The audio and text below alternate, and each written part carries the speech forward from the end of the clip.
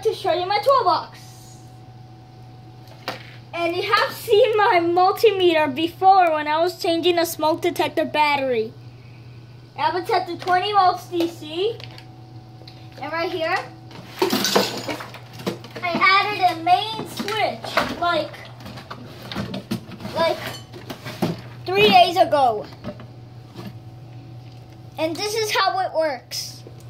Well, I'm gonna attach one probe to the outlet and the other probe. So let's pause the video for a second while I connect the probes.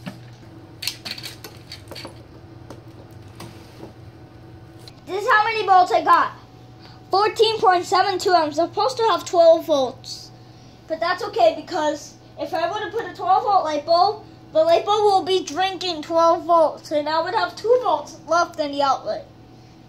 Because 12 plus 2 is 14. You know this.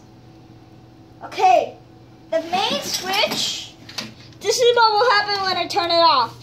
That's how I designed this. Turns to 0 volts. When I turn it on, it comes back. Now, I'm going to test the light fixture. And you must need a special adapter, which is one of these.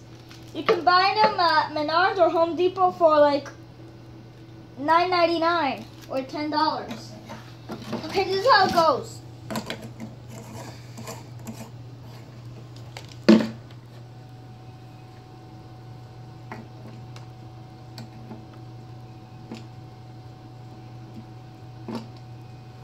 Okay, I got 14.72. I'm going to switch to 3-way. Voila! It went to 0 volts. 14.72. 0 volts. 14.72.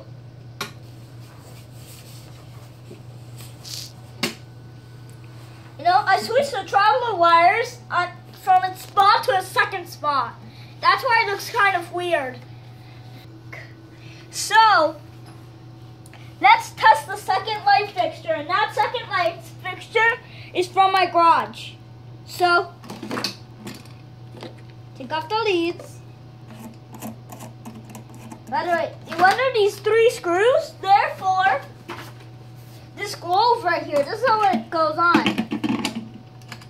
It's a very secret way that you haven't known.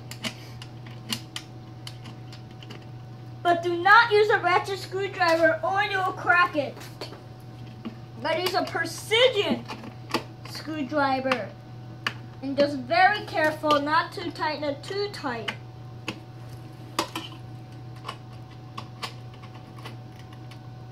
Okay, that's how it comes out. Now I'm going to take it back off because I need to do another test soon. Now you people know that these 3 screws secure this envelope. By the way, I bought both of those items in Menards for like $40. But you know why this is wobbly? Because I did not tighten this knot really well.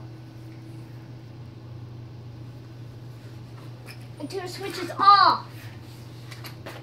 Now, if you're doing this in a 120 volt location, you would put it in this setting right here. If you're doing 12 volts like mine, put it to 20 volts. Okay, these are the symbols. This is 2000 millivolts.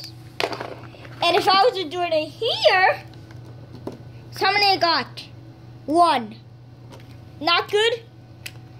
20 volts. 200 volts, 600 volts, which I don't have. 500 volts, I don't have. 200 volts, I have. This is resistance. The battery is seeing this battery light because I installed a low battery in there. So if I put it together, it shows resistance.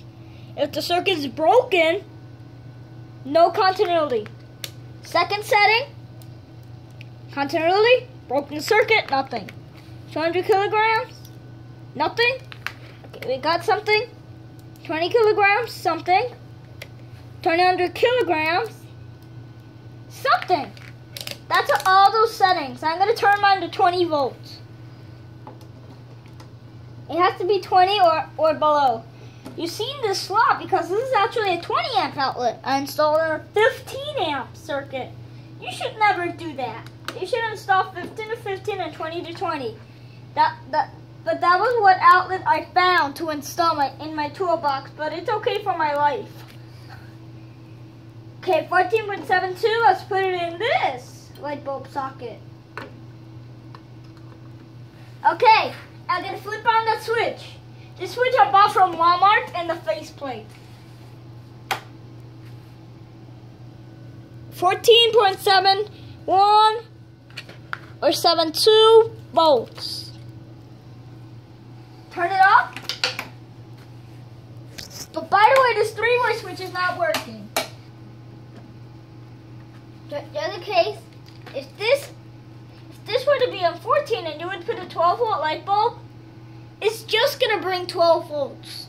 And then I would have 2 volts left on the outlet. 2! What's going to happen with those 2 volts? What? What's going to happen with those 2 volts? It stays there for if people are going to plug in 2-volt appliances, and then it would work. Mm. But if you were but they would be very, very careful not to flip any switch.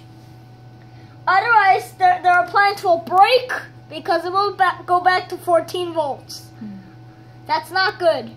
Okay, that makes sense. Is that it? Okay, now I'm going to do it in Spanish. For those of you that speak in Spanish, for the next video, I'm going to do it what it was before.